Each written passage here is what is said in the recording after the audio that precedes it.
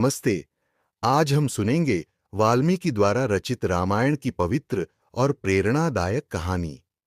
यह भगवान राम के जीवन, उनके धर्म, सत्य और प्रेम की गाथा है, जो अधर्म पर धार्मिकता की जीत का प्रतीक है। चलिए इस महाकाव्य की यात्रा शुरू करते हैं। अयोध्या और राम का जन्म। अयोध्या एक पवित्र नगरी जहां राजा दशरथ का शासन था। उनकी 3 रानियां थीं, कौशल्या, कैकेयी और सुमित्रा। संतान की प्राप्ति के लिए राजा दशरथ ने पुत्र कामेष्टि यज्ञ किया। यज्ञ के फलस्वरूप उन्हें 4 पुत्र प्राप्त हुए: राम, कौशल्या के पुत्र, लक्ष्मण और शत्रुघ्न, सुमित्रा के पुत्र, और भरत, कैकेयी के पुत्र। राम भगवान विष्णु के अवतार, अपने न्याय, करुणा और पितृभक्ति के लिए विख्यात थे। अयोध्या में राम के जन्म से खुशी की लहर दौड़ छी गई। लोग उन्हें मर्यादा पुरुषोत्तम के रूप में देखते थे। राम का बचपन और शिक्षा। राम और उनके भाइयों का बचपन यह अयोध्या के राजमहल में बीता। चारों भाई गुरु वशिष्ठ से वेद, शास्त्र और युद्ध कला की शिक्षा प्राप्त करते थे। राम विशेष रूप से धनुर्विद्या में निपुण थे। लक्ष्मण राम के प्रति अटूट भक्ति रखते थे और हर पल उनके साथ रहते थे। चारों भाइयों में प्रेम और एकता थी, जो अयोध्या के लिए गर्व का विषय थी। विश्वामित्र के साथ यात्रा। जब राम युवा हुए तो ऋषि विश्वामित्र अयोध्या आए। उन्होंने राजा दशरथ से राम और लक्ष्मण को अपने साथ जंगल में ले जाने की प्रार्थना की, ताकि वे उनके यज्ञ को राक्षसों से बचा सकें। दशरथ अनिच्छुक थे, लेकिन राम ने पिता को समझाया और विश्वामित्र के साथ गए। जंगल में राम ने ताड्डका और सुबाहु जैसे राक्षसों का वध किया। विश्वामित्र ने उन्हें दिव्यास्त्रों की शिक्षा दी, जो भविष्य में उनके लिए उपयोगी सिद्ध हुए। सीता स्वयंवर। विश्वामित्र राम और लक्ष्मण को मिथिला ले गए, जहां राजा जनक ने अपनी पुत्री सीता के लिए स्वयंवर रचा था। स्वयंवर की शर्त थी, जो भी शिव का विशाल धनुष उठाकर उसकी प्रत्यंचा चढ़ाएगा, वही सीता से विवाह करेगा। कई राजा महाराजा आए, लेकिन कोई धनुष को हिला भी न सका। तब राम ने आगे बढ़ाकर धनुष उठाया और उसे इतनी शक्ति से खींचा कि वह टूट गया। मिथिला में हर्ष की लहर दौड़ गई। राम और सीता का विवाह संपन्न हुआ। लक्ष्मण ने सीता की बहन उर्मिला से और भरत शत्रुघ्न ने जनक की अन्य पुत्रियों मांडवी और श्रुतकीर्ति से विवाह किया। अयोध्या में सुखमय जीवन। राम और सीता के विवाह के बाद अयोध्या में सुख और समृद्धि का वातावरण था। दशरथ ने सोचा कि अब राम को युवराज बनाकर उन्हें राजकाज की जिम्मेदारी सौंपी जाए। प्रजा भी राम को अपना भावी राजा मानकर प्रसन्न थी, लेकिन नियति को कुछ और मंजूर था। कैकेयी का वरदान और वनवास। रानी कैकेयी की दासी मंथरा ने उनके मन में लोभ और ईर्ष्या का बीज बोया। उसने कैकेयी को याद दिलाया कि दशरथ ने उन्हें 2 वरदान दिए थे। मंथरा के उकसाने पर कैकेयी ने दशरथ से 2 मांगें रखीं। पहला, भरत को अयोध्या का राजा बनाया जाए, और दूसरा, राम को 14 वर्ष का वनवास दिया जाए। दशरथ के लिए यह वज्रपात था। वह अपने प्रिय पुत्र राम को वनवास देने की कल्पना भी नहीं कर सकते थे, लेकिन वचन के बंधन में बंधे दशरथ ने मांग स्वीकार की। राम को जब यह समाचार मिला तो उन्होंने बिना किसी शिकायत के पिता का आदेश माना। वे बोले, पिता का वचन मेरे लिए सर्वोपरि है।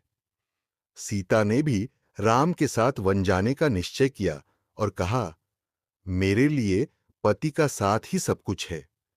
लक्ष्मण ने भी भैया और भाभी के बिना रहने से इनकार कर दिया। तीनों ने साधारण वस्त्र धारण किए और अयोध्या को अलविदा कहकर वन की ओर प्रस्थान किया। वनवास का प्रारंभ। राम, सीता और लक्ष्मण ने गंगा नदी पार की और चित्रकूट में कुछ समय बिताया। वहां भरत, जो माता कैकेयी के इस कृत्य से अनजान थे, अयोध्या लौटे। जब उन्हें सारी बात पता चली तो वे क्रोधित और दुखी हुए। भरत ने माता की निंदा की और राम को वापस लाने चित्रकूट गए, लेकिन राम ने पिता के वचन का पालन करने की बात कही और वापस लौटने से मना कर दिया। भरत ने राम की खड्ड दांवों लेकर अयोध्या में उनकी अनुपस्थिति में शासन संभाला, यह प्रण करते हुए कि वे केवल राम के प्रतिनिधि के रूप में राज्य करेंगे। पंचवटी और शूरपणखा। राम, सीता और लक्ष्मण पंचवटी पहुंचे, जहां उन्होंने एक कुटिया बनाई। वहां जीवन शांतिपूर्ण था, लेकिन एक दिन रावण की बहन शूरपणखा वहां आई। उसने राम के रूप पर मोहित होकर उनसे विवाह का प्रस्ताव रखा। राम ने विनम्रता से इनकार करते हुए कहा कि वे विवाहित हैं। शूरपणखा ने क्रोध में सीता पर हमला करने की कोशिश की। लक्ष्मण ने गुस्से में उसकी नाक काट दी। अपमानित शूरपणखा अपने भाई रावण के पास लंका गई और उसने सीता के सौंदर्य का वर्णन कर रावण को उकसाया। रावण, जो लंका का शक्तिशाली राक्षस राजा था, ने सीता का हरण करने का निश्चय किया। सीता हरण। रावण ने अपने मामा मारीच को एक सोने के हिरण का रूप धारण करने को कहा। सीता ने वह हिरण देखा और राम से उसे पकड़ देने की प्रार्थना की। राम ने लक्ष्मण को सीता की रक्षा के लिए छोड़ धक्कर हिरण का पीछा किया। मारीच ने राम की आवाज में चिल्लाकर कहा, लक्ष्मण, मुझे बचाओ। सीता ने यह सुना और घबराकर लक्ष्मण को राम की मदद के लिए भेजा। लक्ष्मण ने जाने से पहले एक रेखा खींची और सीता को उससे बाहर न जाने को कहा। रावण ने साधु का वेश धारण किया और सीता से भिक्षा मांगी। जैसे ही सीता लक्ष्मण रेखा पार कर भिक्षा देने आई, रावण ने उनका हरण कर लिया और अपने रथ से लंका ले गया। रास्ते में गिद्धराज जटायु ने रावण को रोकने की कोशिश की, लेकिन रावण ने उसे घायल कर दिया। राम और लक्ष्मण जब लौटे तो सीता को न पाकर व्याकुल हो गए। जटायु ने मरते हुए उन्हें बताया कि रावण सीता को लंका ले गया है। सुग्रीव और हनुमान से मित्रता। राम और लक्ष्मण सीता की खोज में दक्षिण की ओर बढ़े। वहां उनकी मुलाकात वानर राज सुग्रीव और उनके विश्वास पात्र हनुमान से हुई। हनुमान राम के परम भक्त बन गए। सुग्रीव ने बताया कि उनके भाई बाली ने उनका राज्य छीन लिया है। राम ने सुग्रीव की मदद की और बाली का वध किया। कृतज्ञ सुग्रीव ने अपनी वानर सेना के साथ सीता की खोज में सहायता करने का वादा किया। हनुमान की लंका यात्रा। हनुमान को सीता की खोज के लिए लंका भेजा गया। उन्होंने समुद्र लांघकर लंका पहुंचे और वहां अशोक वाटिका में सीता को देखा। सीता उदास थीं, लेकिन राम का नाम जप रही थीं। हनुमान ने उन्हें राम की अंगूठी दी और उनकी रक्षा का भरोसा दिलाया।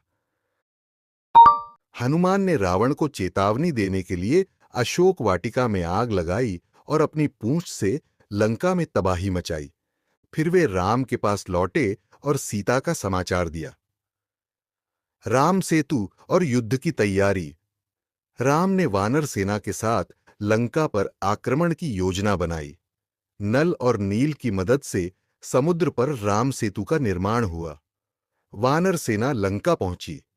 रावण के भाई विभीषण ने अधर्म का साथ छोड़ ढकर राम की शरण ली।